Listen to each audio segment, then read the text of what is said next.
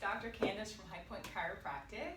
Today we are going to be doing a quick chair stretch. So this is designed for people who work at a desk, in a cubicle, maybe you're working from home. This is going to be something for you to do as often as you need. It's very low impact, so anybody can do it. But what I do want to say is, always work within your tolerance. You want to move through these exercises I'm going to give you in a pain-free range of motion, okay? The goal here is just to improve and normalize the motion through all of our major joints that tend to be affected when we sit for long periods of time. Okay, so we're going to work in segments.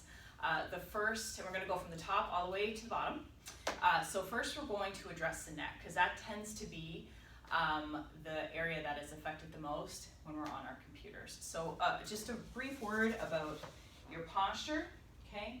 When you're sitting, you should be a series of 90-degree angles, okay? So 90 degrees here, bend at the knees, from the hip up to the shoulders, and your ears should be back over your shoulders. And we're also going to be doing another video about ergonomic setup, so check that out for more information about ways to mitigate stress at your workstation, okay? So when we're doing these exercises, what you're going to want to do is just scoot up a little bit on your chair, especially if you have handrails. So we'll start with the first one from the front.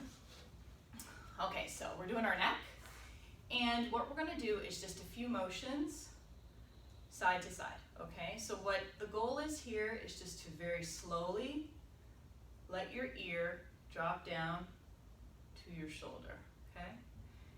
Now a lot of people ask me, is it normal if I hear popping and clicking? The answer to that is, if you're moving slowly and deliberately, then yes, okay? You never want to do any motions like this very quickly, because you can, certainly strain your muscles and affect your joints. Okay, from side to side, we're gonna stop in the middle, and then we're gonna look up as high as we can to the ceiling, and then down to the floor, okay? Nice and easy. Good. Now some of us may only be able to go this high, that's okay. You just want to move within your normal range of motion. As we do these motions through the neck, you should notice on every subsequent motion that it does loosen up a little bit, and that's a good thing. If you do notice that there's an increase in discomfort, then make sure you stop, okay? The next one is going to be a half moon stretch. So what you're going to do is put the chin over to one side and roll it over to the other side or the other shoulder. So we're starting here, slowly going to let the chin drop, and to the other side. This is really nice for those tight shoulders that we all get.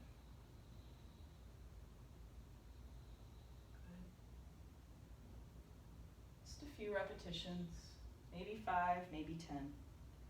A lot of people ask me, how many should I do, how many reps? Well, in all honesty, I think people should do as many reps as they feel they need to do to feel loosened up. For some, that's 5, for some, that's 30. It's very individual. Okay, so from the neck, we're gonna move down to the spine, okay? The tendency when we're working at our desk is to be very slouched over. So these stretches are going to help to loosen all that up. So again, you're sitting forward a little bit. What you're going to do is put your hands down by your side, and you're just going to let the spine tilt side to side, okay? What you want to envision is that your spine and your back is making a letter C to either side, okay? Or another visualization for you is if you're like wheat, growing wheat, blowing in the wind. That's also nice. I love letting my neck go on this one because it just really gives that trapezius muscle, that upper back muscle, a nice stretch. Okay? And then for the next one, I'm going to turn myself to the side so you can get a better view. So we've been side to side with our spine. I want to go forward and back, okay? Because our spinal column has a series of a variety of different shaped joints, and this will help you access them all. So this is the first time and only time you'll ever hear me say I want you to slouch, but I do. I want you to make that C shape from the front, and then as much of a C shape in the back as you can. So this is what we call a forward flexion, and then an extension, okay? Now, if this is a difficult one for you, just a nice, easy motion, okay? This is also known as a seated cat-cow. You can do this stretch also on all fours. It's really, really nice, okay? And then this next one, it's a little bit different. What you're gonna do is you're going to go around in a circle, okay? Now, what you wanna pretend is that your spine is, a bit on a pivot point, and it's gonna go around like this, okay? So to start, it just looks like this, okay? You're going around in circles. So this is designed for the low back.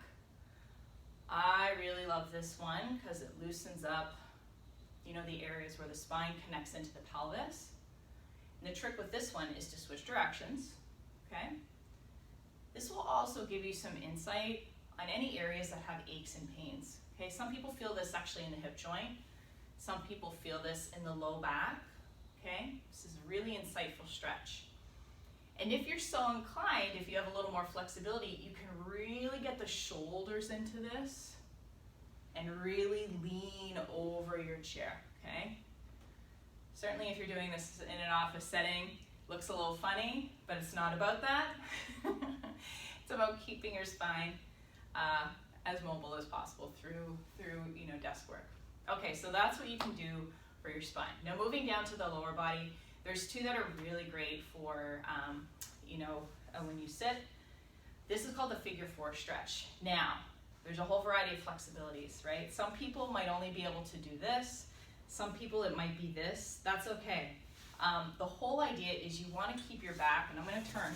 You want to keep your back as straight as you can. Okay, cross your legs at whatever level you can. One hand goes on that knee. The other one hand goes on to the sneaker or the shoe. And what you're going to do is keep your back as straight as you can. Keep your head up. Okay, you're going to inflate your lungs. And then lean forward in. And you shouldn't have to lean a whole bunch, okay? This stretch is meant to be felt in a hip joint, although you might actually feel it somewhere in the leg. Again, these stretches are very insightful for you to let you know where you're tight and where you might need a little bit of work, okay? So lean into that again, 10 seconds, 15 seconds, 30 seconds. And then switch. And you'll notice always there's one side that's a little tighter than the other. That's very typical. For me, this is my tight side. And so I tend to do a little bit more on this side just because it needs it. Lean into it. Don't forget to breathe through these. Very, very important. In fact, it's nice if you can just disconnect from your media, maybe put on some nice music and do these stretches. Take 5 minutes. It's definitely worth it. And the last one is a hamstring stretch. So again, I'll turn to the side, scoot out a little bit. What you want to do is just simply place a foot out in front of you. Again, you're going to keep your back nice and straight, and you're just going to lean into that. And you should feel that in the hamstring area or the back of the thigh, and you'll probably feel it a little bit down in the calf. Really, really important. These are also good stretches to do after you've been on a long flight, just to help the blood flow.